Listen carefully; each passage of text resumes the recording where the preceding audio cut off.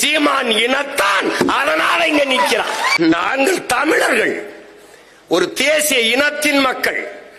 உலகெங்கும் 13 கோடி எண்ணிக்கையில் கொண்டு 130 நாடுகளில் பரவி வாழக்கூடிய பேரின மக்கள் நாங்கள். நான் இந்த ஊரை சேர்ந்தவங்க தான். இப்பதான் பெரம்பலூர்ல செட்டில் ஆயிருக்கேன்.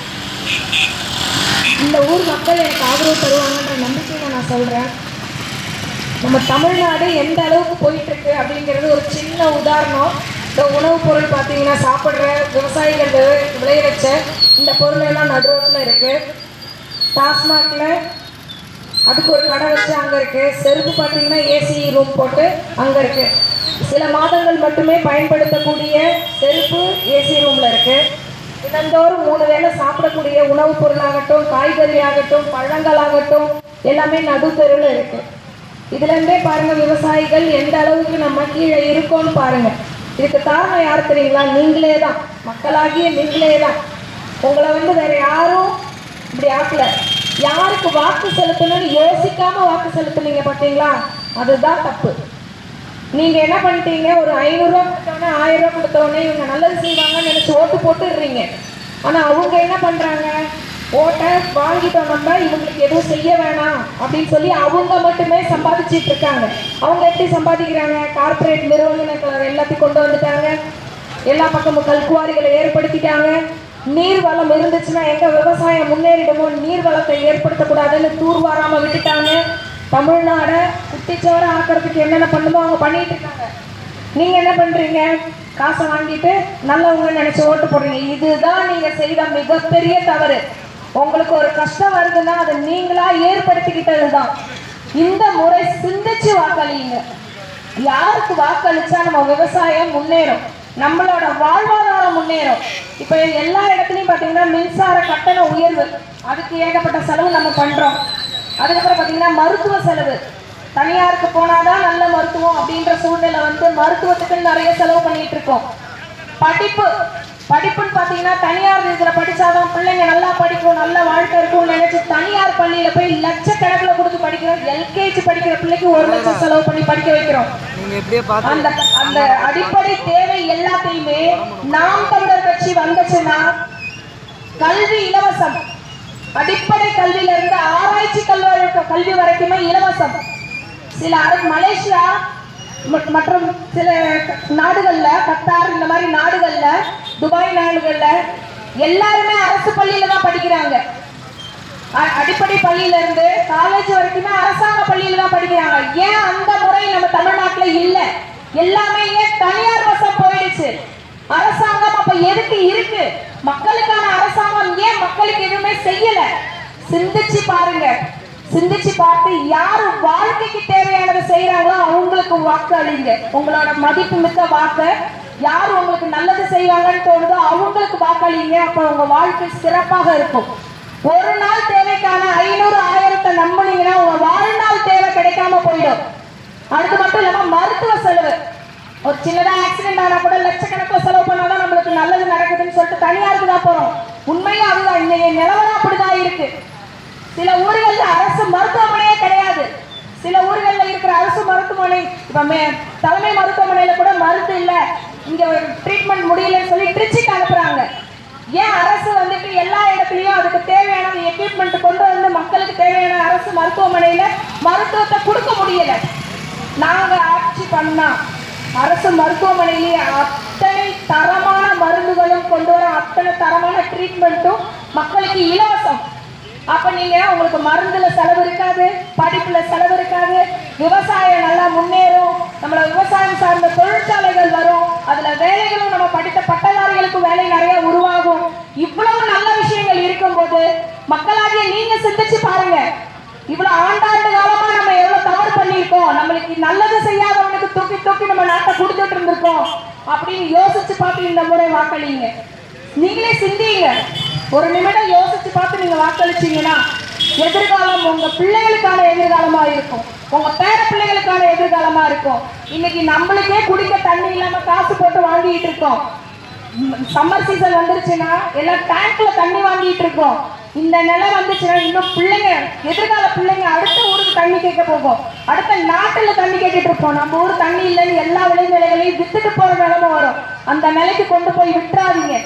இப்பயே நம்ம நாட்டை காப்பாற்றணும்னு நினைச்சீங்கன்னா, நீர்வளம் பெருகணும்னு நினைச்சீங்கன்னா, விவசாயம் நலமாக இருக்கணும், பசுமையான பூமியா இருக்கணும்னு நினைச்சீங்கன்னா, நம்மளோட வாழ்வாதாரம் முன்னேறணும்னு நினைச்சீங்கன்னா, நாம் தமிழர் கட்சியான விவசாய சின்னத்திற்கு வாக்களிங்கன்னு சொல்லிட்டு அன்போடு கேட்டுக்கிறேன். போதையில்லா தமிழகமாக இருக்கணும்னா நம்ம நாம் தமிழர் கட்சி விவசாய சின்னத்திற்கு வாக்களிங்க. நல்ல படிக்க பிள்ளைங்க நல்ல எதிர்காலம் இருக்கணும்னா நாம் தமிழர் கட்சியான விவசாய சின்னத்திற்கு வாக்களிங்க. பெண் பிள்ளைகளுக்கு முக்கியமா பாதுகாப்பு.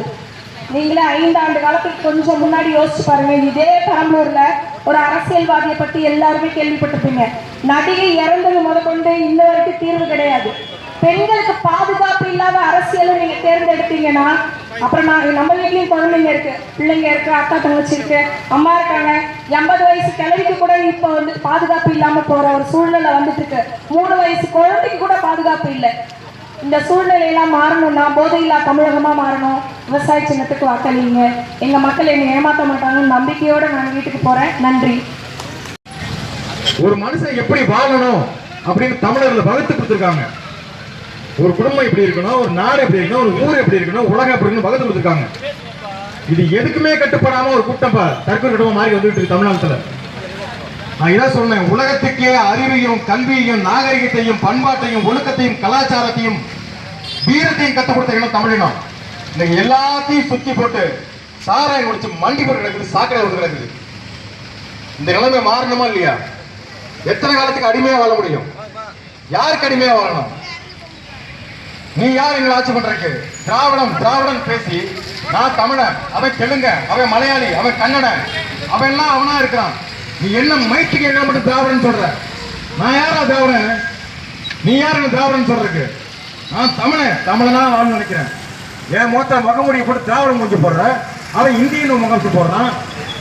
இது கட்டுப்பட மாட்டோம். நாங்க அஞ்சு வாழ்வதும் அடிமை வாழ்வு எங்களுக்கு தேவையில்லை. அஞ்சுவதும் அடிபணிவதும் தமிழன் பரம்பரைக்கே கிடையாது.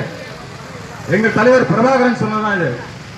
யாருக்கும் அஞ்ச மாட்டோம், நேர்மையா நின்று சண்டை செய்வோம். 10 சீட்டு 5 சீட்டுக்கு மண்டி போட்டு கூட்டணி போட்டுட்டு ஐயா 2 சீட்டு கொடுங்க ஐயா, 2 கோடி கொடுங்க ஐயா, பிச்சை எடுக்கிறான். ஒருத்தன் பிச்சை எடுத்துட்டு இருக்கிறான். எவன் பிச்சை எடுக்கிறது? நிலம் நம்மளுது, ஊர் நம்மளுது, நாடு நம்மளுது. அவன் யாரு திராவிட மக்கள் பிச்சை போடுறதுக்கு? நாங்க யார்கிட்டையும் மண்டி போட தயாரா இல்ல, யாருக்கு அடிமையா இருக்க தயாரா இல்ல, உங்களையும் அடிமையாக்க தயாரா இல்ல. அதனால அண்ணன் சீமான் முடிவெடுத்தாரு, சண்டை செஞ்சு செத்தாலும் சரி தனித்து சாவும், எதங்கிட்டையும் கூட்டணி கிடையாது. உங்க கொள்கையை சொல்றோம், கட்சியோட நிலவரத்தை சொல்றோம். ஓட்டா போடுங்க, போராடி போங்க. ஓட்டு போட்டா நல்லா வாழ முடியும். தமிழர் பண்பாடு காப்பாற்றப்படும், நாகரிகம் காப்பாற்றப்படும், இயற்கை விவசாயம் காப்பாற்றப்படும், நீர்நிலைகள் காப்பாற்றப்படும். இன்னைக்கு ஆறு ஏரி குளம் சுத்தமா இருக்கா? ஆறு ஆறா இருக்கா? குப்பமேடா இருக்கா? ஏரி ஏரியா இருக்கா? சாராயங்களுக்கு இடமா இருக்குதா? இதெல்லாம் மாத்தணும். சாராய கடை கூட்டானா அதை கூட்ட மாட்டான். ஆனா மதுவிலக்கு கொண்டு வருவோம். மதுவில கொண்டு எத்தனை வருஷம் கொண்டு வருவேன்? கச்சத்தீவம் சொல்ற மாதிரி மதுவில கொண்டு வருவோம். இதை கொள்கை வச்சுக்கிறாங்க. சாராய கடை கூட்டு, கல்லுக்கடை தர எல்லா மாதிரி கல்லுக்கடை இருக்குல்ல, கேரளா ஆந்திரா எல்லா ஊரும் கல்லுக்கடை இருக்குல்ல. கல்லுக்கடை திறந்து விவசாயிகள் தென்னை மரம் வச்சிருக்காங்கல்ல, பனை மரம் வளர்க்குறாங்கல்ல, விவசாயி வாழ்வாங்கல்ல. தந்தை பெரியார் கல்லுக்கடையை பூட்ட சொல்லி 500 தென்னை மரத்தை வெட்டினார். பெருமையா படிக்க வைக்கிறான் நம்மளை முட்டா பண்ணுங்க. ஏன்னா தென்னை மரம் கல்லு மட்டும் தான் தருமா? இளநீ தரும், தேங்காய் தரும், தென்னை மட்டை தரும். 500 மரத்தை வெட்ட முட்டாள நானும் முட்டாள படிக்கிறான் முட்டாளா? கல் இறக்கக்கூடாதுன்னா எது கல் இறக்கக்கூடாதுன்னு சொன்னார் அவரு? சீம சர்க்கை உள்ள கொண்டு வரதுக்கு. இந்த அடிப்படை புரிதல் இல்லாம திராவிட சொன்னாலும் நம்ம நம்பிட்டு இருக்கிறோம். இந்த நிலைமை மாறணும். சாராய கடை இல்லாத தமிழ்நாடு உருவாகணும். பெண்கள் தாலி அறுத்து சாவரை பார்க்க நாங்க விரும்பல. சின்ன சின்ன பசங்க குடிச்சிட்டு ரோட்ல அடிபட்டு கிடக்கிறான். ஒரே வண்டியில 4 பேர் போறான் குடிச்சிட்டு. 4 பேர் 4 வீட்டு பசங்க. ஒரு குடும்பத்துல ஒருத்தஞ்சாலே குடும்பம் தலைமுக முடியாது. 4 குடும்பத்துல 4 பேர் ஒரே செத்தான்னா இது எதுக்காக சாகணும்? சுதந்திர பாடுற போராடி சாகிறானா? சுதந்திர பாடு போராடி சாகிறானா? இல்ல நாட்டுக்காக சாகிறானா? ஊருக்காக சாகிறானா? இல்ல ஊருக்காக படைகள் சாகிறானா? எதுக்காக சாகிறான்?